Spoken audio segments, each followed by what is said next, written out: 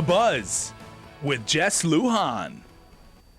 Political self-determination is our topic for this evening. Mel Borja, an educator, and of course, Dr. Robert Underwood's my guest tonight. Mel, let me ask you this. You know, of course, Dr. Mike Bevacqua and Lola Leon Guerrero were my guests last month, talking about political self-determination. And I know Dr. Bevacqua is a member of Imagine Guam. And one of the things that he said, basically, he says, you know, out of all the imagining that needs to be done for 50 years from now, really the self-determination should be the nucleus, basically, of the cell that transcends out. Your thoughts?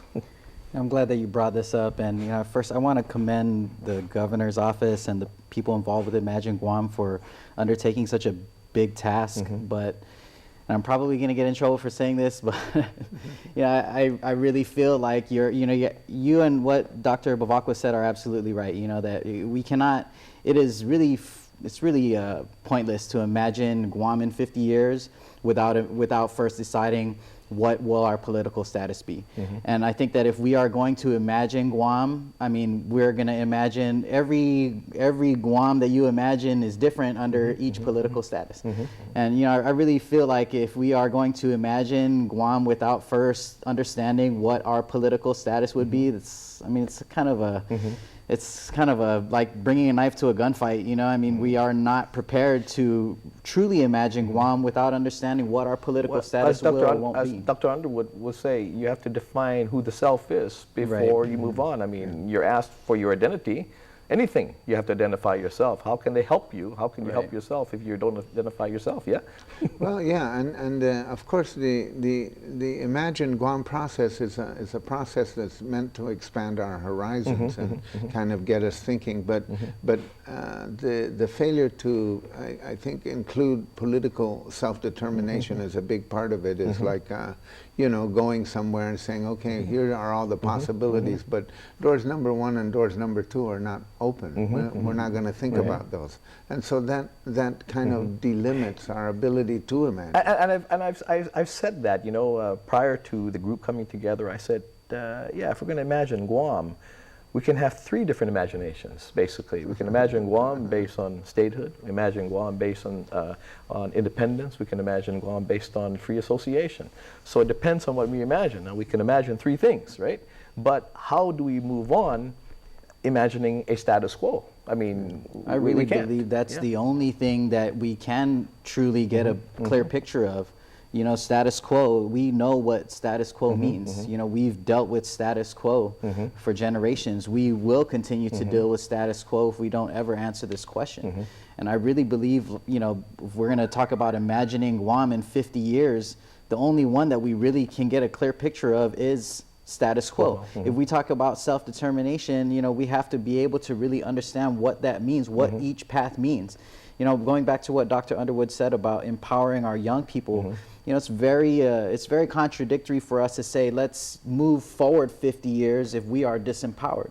You know, encouraging young people to take pride in their heritage and their culture and their identity as Chamorros is a difficult task if they see Chamorros as being a disempowered people. And if we are not in a position of power, at least a position to determine our own political destiny, what do we have really? And so, you know, how do you encourage a young person to care about something like this, to be proactive about pursuing something like this if they see Chamorros as being disempowered? And I really believe that that's the key for us, is that we have to create a landscape that puts us in a position of power, that gives us a sense that we can control our own destinies. And until we have that, you know, this is really just a pipe dream, and it's all just talk, you know. And I personally feel like, you know, like what Dr. Underwood was saying about mobilizing 10,000 people in the street, that's a show of strength, you know. But how do we show that strength if we do not have that strength internally? Sure.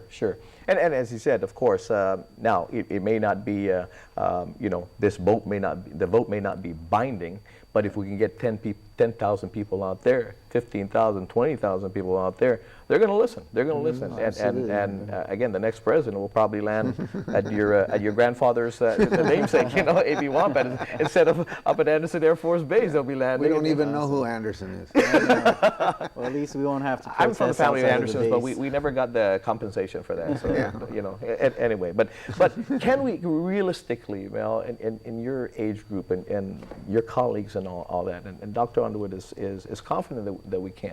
Can we do that based on the now? I really believe that it is. I don't think that any of us would be so engaged in this fight if we didn't believe that it was possible. And I think that it's the responsibility of those who understand that it is possible to share this knowledge and this excitement and this enthusiasm with others who believe that it's fruitless. Now, here's the thing. I mean, I get callers every day calling about, and they're passionate, of course, about their statehood. They're passionate about their independence. They're passionate about free association. And I said, hey, why don't we just come together before we start campaigning on which to vote for? At this point, come together, know that we need to move from this point to this point. So can we all agree that we need to move to the next, to the next step? And once we do that, it's not about, because people are kind of, it's even masan, They're kind of come out and say, hey, I don't want to stand by Dr. Robert Underwood because she's a commie. I don't want to stand by this because she's a commie, whatever it may be, right? But if you're standing together knowing that we need to move from this place to this place, wouldn't that be a great start? I mean, absolutely. Absolutely, and I think that was what was, in a way, kind of, as Mel has pointed out, what was missing in the Imagine Guam piece, because, the Imagine Guam piece is replicated in other communities, and they're talking about 50-year visions. But I doubt very seriously whether Imagine Cleveland, in 50 years, involved thinking that Ohio... the Browns will still be they might be discussing that, but I doubt very seriously whether they would think that Ohio would be independent or Cleveland would be the autonomous state. And yet, because they understand that they're bound by what they're in. And so we went in with the assumption that we're bound, and that's inherently disempowering. So it didn't let loose the energy that we had hoped. Of course, there were some compelling visions about technology and all those things. I don't mean to discount that part. But when you add, if we had added, as Mel has pointed out, the political status component to it, can you imagine? And that's can you imagine? And that's what would have happened? And Doc and Mel, this is what I'm talking about, because as Doc said, we need to identify the self before we move on. But when we moved on, imagine 50 years from now, I guess it's safe to assume that we've identified ourselves in that, because we're already saying what 50 years from now Guam will look like based on our identification of who we are now. I mean, Mel, that is...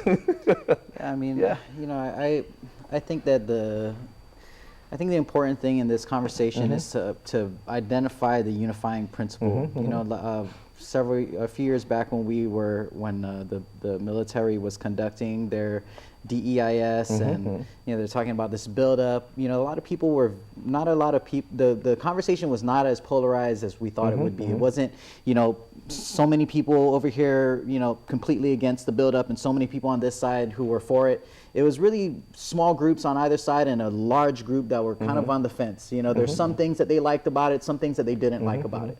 And one of the things that I thought was really impactful was when we started talking about building a firing range in Paget.